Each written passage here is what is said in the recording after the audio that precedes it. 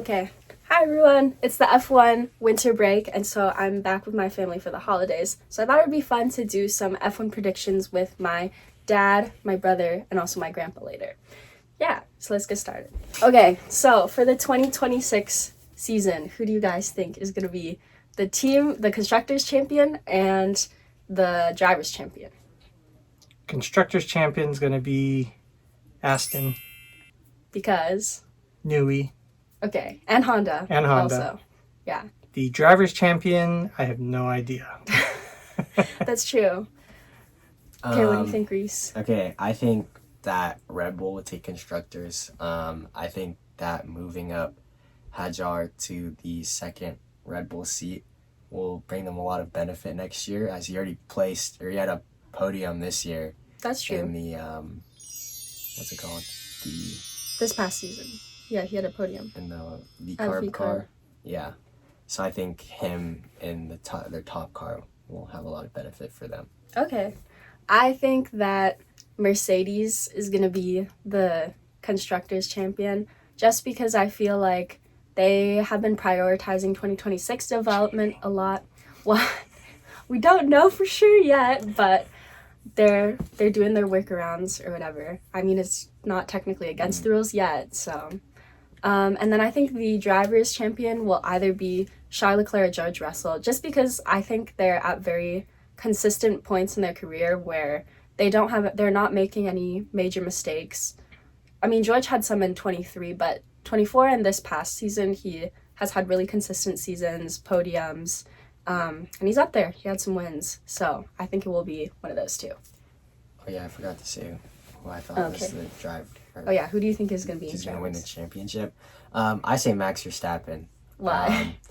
I think adjusting in the new engine next year, now that they're losing Honda, will be different. But I think in any car, he'll find a way to make it work. Okay. Next prediction is the biggest good surprise of the 2026 season. Biggest good surprise is that Mercedes is going to suffer reliability issues throughout the season. You think that's a good thing? Yes, which is going to take out half the field. Okay. I see it happening. I mean, Kimi and George both have their moments, especially Kimi this past season had his moments, so maybe, he's still getting up to speed. He's still young, so that makes sense. I think the biggest good surprise is that Haas will do good this year. Because of Ollie and Ocon. I think now that Ollie has more experience in F1 league, I think that next year he's going to be going into the year more prepared, and I think he could get some podiums next year. I think he has a shot. Yeah, that's true. He's a very talented driver. I think my biggest good surprise is that a midfield team from last year will be a top 4 team. So just like how Aston Martin in 23, they're getting podiums, they're definitely a top 3 team at the beginning of that season. In the same vein, I think that either Williams, Haas, or Audi will be one of those top 4, top 3 teams because even though they're midfield, this past season they've spent a lot of time getting new talent from the top teams, so engineers, poaching other talent, and then they've also been putting a lot of work into the new regulation development, especially Williams. They've been very vocal about that, and then also Haas because they have Toyota with them. So I think that'll be my biggest good surprise. And then our biggest bad surprise for next season.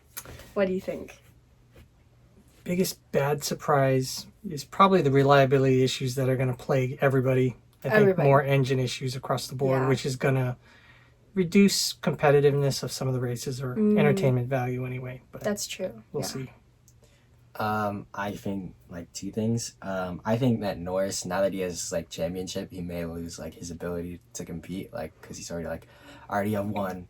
Why do I need to go for another? And I think that now, that he has one, I think that Piastri could take over, as Piastri is pretty dominant this year, taking a similar amount of first place podiums to Norris, and I think that with DRS, no DRS next year, I think that all teams will suffer with trying to figure out that. Yeah, I guess, at the beginning of new regulations, there's always issues that pop up. This past regulation cycle was the bottoming, like the bouncing from the Dirty air. cars. Yeah. So we'll see what it'll be next year. And I think my biggest bad surprise, kind of similar to Reese's, is that McLaren is gonna be way behind all the other top 4, top 5 teams because they spent so much of this year working on their car to be competitive this year and compete with Max, even though they really didn't have to. They shouldn't have had to, but they had to consistently like work on upgrades for this year, and they're focusing a lot on this year's car compared to some of the other top teams. So I think that they're gonna suffer because of that. And unfortunately for Oscar and Lando, I think that they'll also have a tough time going from the front to kind of midfield. The last prediction we have is a random prediction. What do you guys think? Like out of left field kind of thing. Yuki will be back. Okay. You think they're going to do mid-season swap?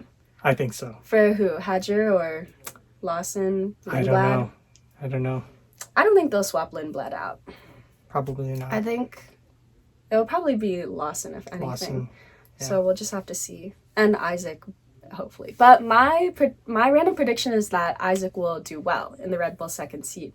Just because the new regulations, I think they'll try to make the cars more equal. This past season, we saw a lot that Red Bull would only give upgrades to Max, or they would prioritize parts for Max so that Yuki wouldn't always get the new upgrades. And he almost never had the same car as Max for most of the season. And that was also in part due to Lawson crashing so much in Australia and the first 2 races. He crashed a bunch, so they didn't have the parts for Yuki's car in Suzuka because they have like different sets of parts for different regions, and so they had used up all of the parts from the crashes. So we saw that basically the whole year. But I think going into next year, because so much of that was exposed as a big problem, they'll try to make it more equal for Hadji next year.